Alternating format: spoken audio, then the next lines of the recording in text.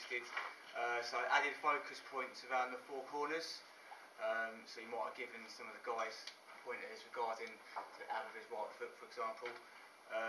Again, giving players specific challenges, giving players ownership to come up with a plan.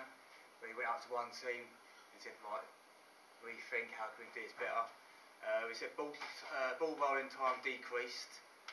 So from the start it's more than 70% we're talking about, and then as you broke it down, that ball rolling time decreased and the thinking time increased. Why would that happen? To give the players more time to think about how they can get better at achieving the goal. Because what happened to them as players in that part practice? They became more of a team, I think. They became more of a team, but what was the process they were going through? A lot of thinking for the new.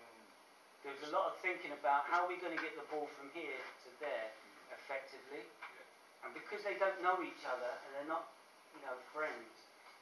There's that little bit of social awkwardness about, well, who takes charge and starts trying to organise this, but there's also the bit around we don't know each other's playing styles. We're just getting to know each other. So two different strategies, wasn't there? Can you remember what they were that they come up with?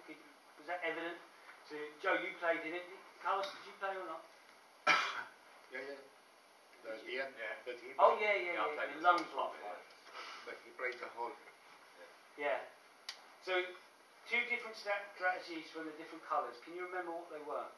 Yeah, the yellow team was just to sort of stand a bit off each other, not on the same line, but pass diagonally into the goal. The one then scored and sprint down to get the ball to goalie, and everyone will sort of shuffle up the line. Yeah, so that was their way. Can anyone remember the other one? I remember the Reds, obviously. Yeah. The Reds. So the Reds was similar. We had a set pattern. Everyone followed their pass, and when they received it, literally just working as a diagonal grid all the time. Similar sort of thing. When the last person scored, they went back, received from the goal, get back to the starting position. We just carried on working as a diagonal pattern across the pitch. So who can remember what the restriction was on the practice? Personally, different person got off the goalie each time, and a different person put it in than that. So who could have dictated what happened distribution-wise? Goalkeeper.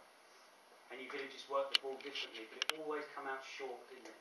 It didn't come out long, and then someone set, and then it went on the ball. Everybody had to touch it as well. Yeah. So it could have went long and then back and then forward. Also trying to play forward. Yeah. So it's interesting. Sometimes we think we have to just play out, then play forward, where sometimes we can go long, which is forward, back and forward again, to be a bit more effective, or a little bit faster. It also helps your keeper to work on different distribution types.